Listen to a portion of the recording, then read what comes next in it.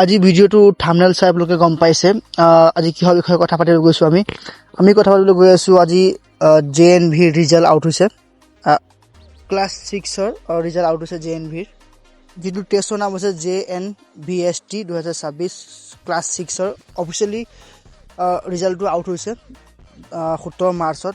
মই আপোনালোকক ভিডিঅ'টো শেষলৈ থাকিব, মই সকলোখিনি ষ্টেপ বাই ষ্টেপ গাইড কৰিম কেনেধৰণে আপোনালোকে ৰিজাল্টটো চাব আৰু নেক্সট এক্সামৰ বিষয়ে মই কথা পাতিম। এনেধৰণে মোৰ ইনফৰমেশ্যন ভিডিঅ'ৰ কাৰণে ইউটিউব চেনেলটো ছাবস্ক্ৰাইব কৰি দিব। যদি আপোনালোকে ফেচবুকত চাই আছে, ফেচবুক পেজটো ফ'ল' কৰি দিব। আৰু এই এক্সামটো হৈছিলে 13 ডিচেম্বৰ 2025 তাৰিখে আৰু ৰিজাল্ট দিছে 17 মাৰ্চ 2026। এইটো হ'ল ফাৰ্ষ্ট পেপাৰটো।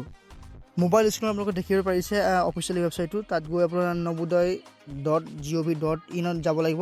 তাৰপিছত আপোনালোকে পেজটো যেতিয়া অ'পেন হোৱাৰ লগে লগে আপোনালোকৰ ডেট অফ বাৰ্থটো আৰু ৰোল নম্বৰটো ৰেডি কৰি ৰাখিব। তেতিয়া সেই ৰোল নম্বৰ আৰু ডেট অফ বাৰ্থটো তাত দিব লাগিব। তেতিয়া আপোনালোকে দুটা PDF খোল খাব। PDFটোত আপোনাৰ ডিষ্ট্ৰিক্ট ৱাইজ কাট অফ যোৱা আছে, ডিষ্ট্ৰিক্ট ৱাইজ কাট অফ যায় এই JNVৰ। নবোদয় কোনো ধৰণৰ কাট অফ আপোনাৰ লিখা নাথাকে, তাতে district wise category wise cut off সিহঁতে বনায়। যিসকল ষ্টুডেণ্টৰ নাম আহিছে, নাম অহাৰ পাছতো আপোনালোকৰ কাম অলপ আছে, ডকুমেণ্টছ ভেৰিফিকেশ্যন যাক কয় DV। কি ডকুমেণ্টছ লাগিব মই কৈ গৈ আছোঁ।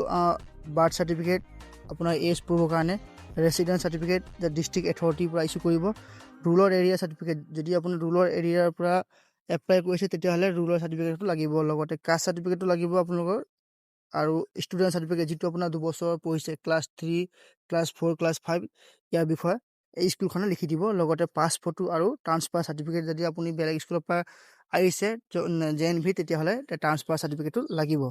মই আপোনাক কৈছিলোঁ আগতে ভিডিঅ' আৰম্ভণিতে যে আপোনালোকৰ নবোদয় বিদ্যালয়ৰ কোনো পাছিং মাৰ্ক ফিক্স নাথাকে। ইয়াতে আপোনাৰ ডিষ্ট্ৰিক্ট ৱাইজ কেটেগৰী ৱাইজ সিহঁতে কাট অফ মাৰ্কটো দিয়ে।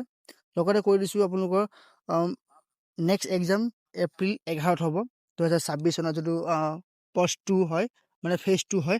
ফেজ 2ত আপোনালোকে 2026 চনৰ এপ্ৰিল মাহত আপোনালোকৰ এক্সাম হ'ব। ইয়াৰ কাৰণে আপোনালোকে এতিয়াৰ পৰা ৰেডি কৰি ৰাখক, পঢ়া শুনা কৰি থাকক।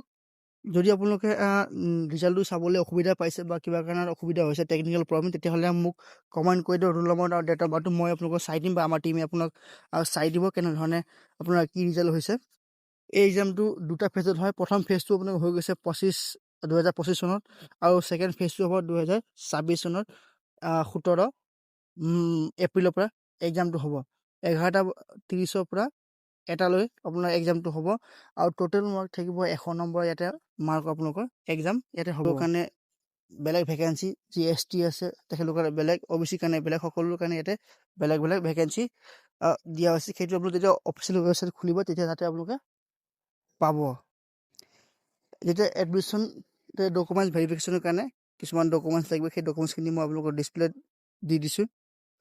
ক্লাছ 3, ক্লাছ 4, ক্লাছ 5ৰ চাৰ্টিফিকেট লাগিব আৰু ফিটনেছ চাৰ্টিফিকেট লাগিব। সেই ফিটনেছ চাৰ্টিফিকেটত কাম আহে, সেই তেনেধৰণৰ চাৰ্টিফিকেটটো হয়। এনেধৰণে মোৰ ইনফৰমেশ্যন ভিডিঅ'ৰ কাৰণে চেনেলটো ছাবস্ক্ৰাইব এণ্ড লাইক কৰি দিব, আৰু যদি ফেচবুক পেজত চাই আছে তেনেহ'লে ফ'ল' কৰি দিব। ধন্যবাদ। ভিডিঅ'টো ভাল লাগিলে শ্বেয়াৰ কৰি দিব। Thank U.